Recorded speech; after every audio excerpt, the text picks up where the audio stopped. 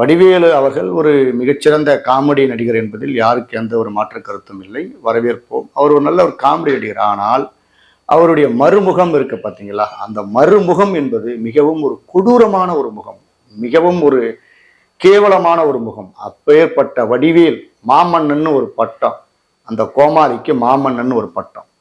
மாமன்னன் படத்துல வெகுலியா நடிச்சுட்டா மாமன்னனா? மாமன்னன் என்றால் யார் தெரியுமா? இன்று இறந்திருக்கிறாரே கேப்டன் விஜயகாந்த், அவர்தான் மாமன்னன். மக்களுக்காக தன் வாழ்க்கையை அர்ப்பணித்தவர், தன் வருமானங்களை எல்லாம் கொட்டி கொடுத்தவர் மக்களுக்காக. அப்பேற்பட்ட மாமன்னனை கொஞ்ச நெஞ்ச பேச்சா பேசினார் இந்த வடிவேலு. திமுக எனும் கொடிய கூடாரத்தில் நுழைந்து அரசியல் பொது மேடையில்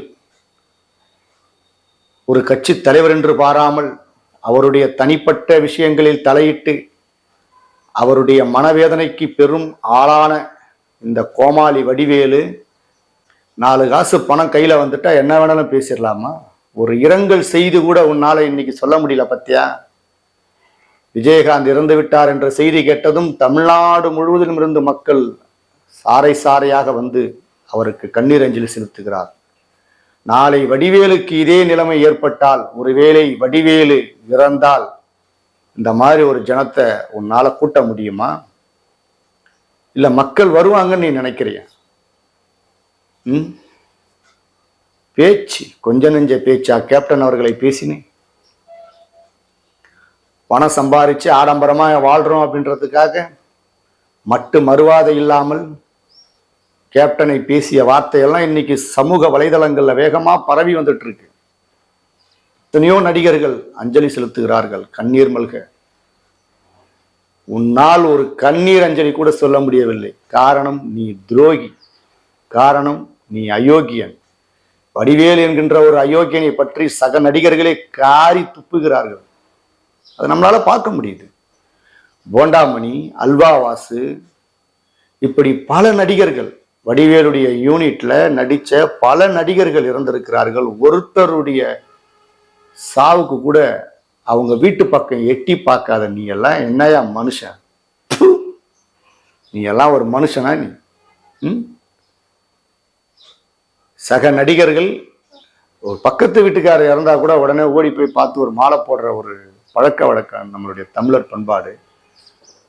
அவர்களால சம்பாதிச்சு சக நடிகர்கள், அந்த யூனிட்னா வடிவேல் மட்டுமே காமெடி பண்ணலைங்க, நல்லா புரிஞ்சுக்கணும். வடிவேல் மட்டும் சோலோ காமெடி கிடையாது, அவருக்குன்னு ஒரு யூனிட் இருக்கு. அந்த யூனிட்ல சின்ன சின்ன நடிகர்கள் எல்லாம் இருக்கிறாங்க. அவர்களுக்கு ஒரு சினிமா படத்துல வாய்ப்பு கொடுக்கப்பட்டு அந்த டோட்டல் அந்த யூனிட்டுக்கே வந்து சம்பளம் பேசுறவர் வடிவேல் தான்.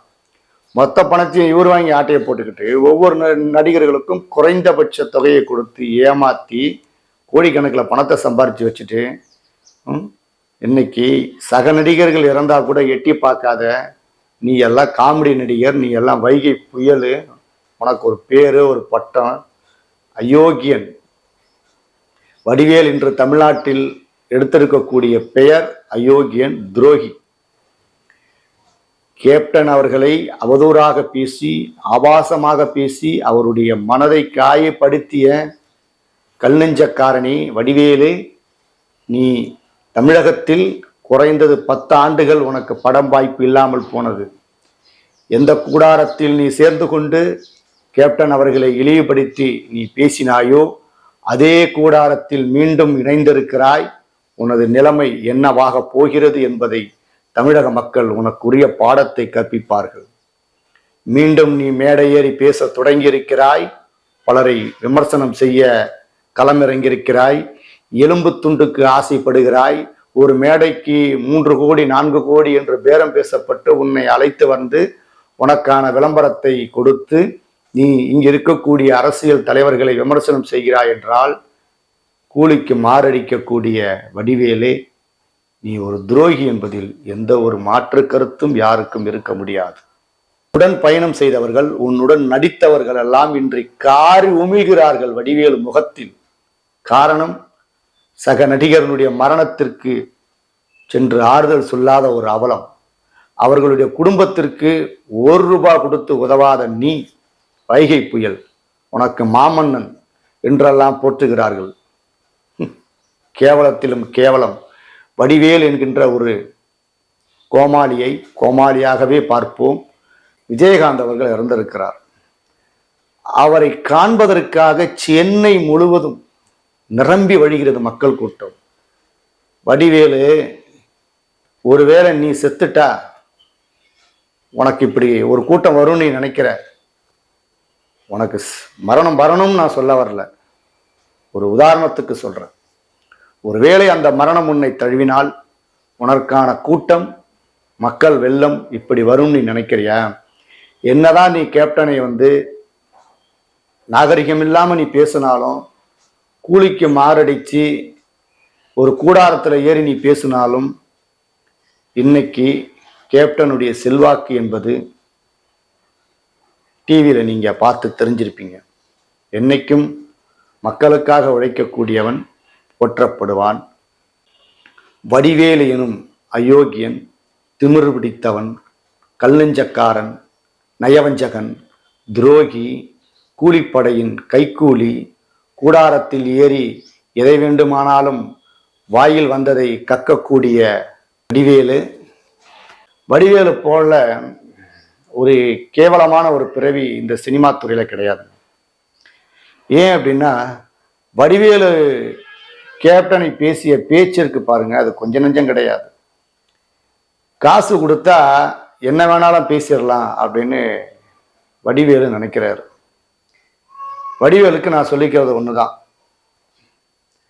திரு கேப்டன் அவர்கள் இறந்த செய்தி கேட்டு தமிழகம் முழுவதும் இருந்து லட்சக்கணக்கான மக்கள் அங்கே சென்னையிலே குவிந்து வருகிறார்கள். ஒருவேளை உதாரணத்துக்கு வடிவேலு செத்துட்டாருன்னா இவ்வளோ ஜனம் வர்றதுக்கு வாய்ப்பே இல்லை.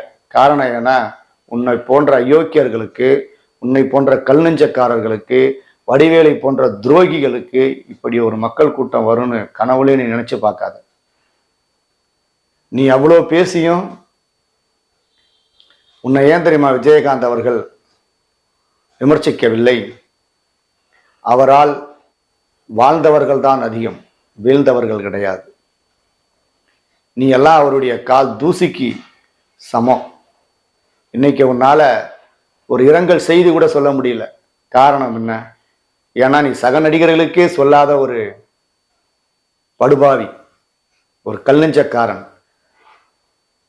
மக்கள் மழை வெள்ளத்தில் பாதிக்கப்பட்டு இருக்கும்போது 10 விசா கொடுத்து உதவாத நீ இன்னைக்கு மேடை ஏறி மீண்டும் அந்த கொடியவர்களின் கூடாரத்திற்கு சென்று அரசியல் கட்சி தலைவர்களை, அதுவும் எதிர்கட்சி தலைவர்களை விமர்சிக்க தொடங்கி இருக்கிறாய்.